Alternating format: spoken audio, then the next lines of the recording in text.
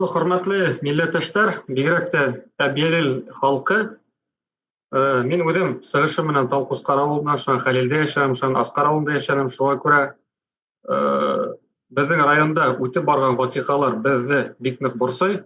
Әлбәттә, без халык өчен дә бик нык борсылабыз, ерләребез өчен дә борсылабыз.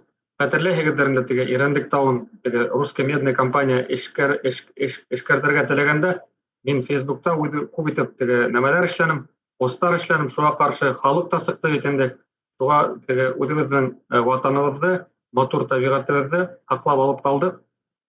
Куштау вакыйгаларында мин беләм, моны Әбиелдән минимум 70 машина китте. Куштау шул вакыйгаларында егет шунда йыелган халыкка безнең район булмаса ла терәк булып сыгарга бик күп яшьтәр бардылар, карттар бардылар, терәк булып сыктылар.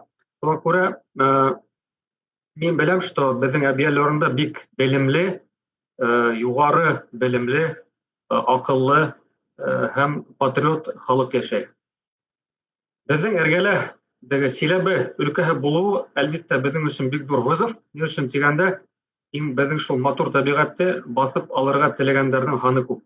Кемдер уны теге белеп эшләй, кемдер уны белмәенчә эшләй, инде сознательно, несознательно әйтәбез. Ләкин шул ук вакытта киләчәктә уйлап без үз ярдәребезне һатмашка тиешбез. Шуңа күрә, әгәр мөмкинчелегегез булса, кулдан килгәнчә үзебезнең ярдәребезне килмешәктәрдә башка халыктарга бирмәскә тырышыгыз. Ни өчен дигәндә, әгәр даже акча эшләһәгез дә, мәсәлән, үзегезнең шунда берәй йер бүлегегез бар, участок бар ди. Ни тиклем акча эшләгез? 500 мең. Ул 500 меңгә барып бер машина алагыз да ул 3-4 елдан бәтеп барыбер бетә бит инде.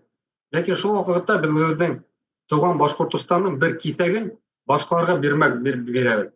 Онда улар күсеп киләләр. Шуң безнең башкорт халкы әҙәя һәм шуның күп нәтиҗәләрен һанап үтәргә була. Шуңа күрә ошыларны күз уңында тотып,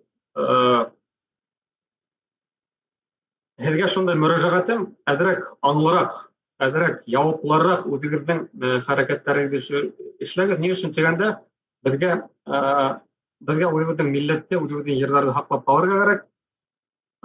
Ләкин мына ошондай һәр төкөрөк дип әйтәйек, безнең халыҡҡа, йырҙарға ҡаршы эшләнгән, әлбәттә безнең көсөбөҙҙө әҙәйтә, безнең йырҙарҙы әҙәйтә һәм беҙҙе көсһөҙәйтә.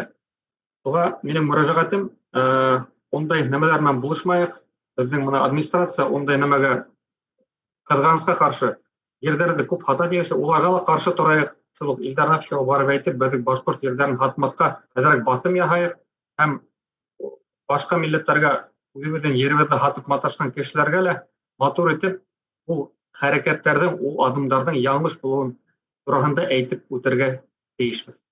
Шундай мөрәжәғәт безнең Әбиел халҡына, ғөмүмән безнең башҡорт халҡына. Ирекле Башҡортостанға ҡушыл.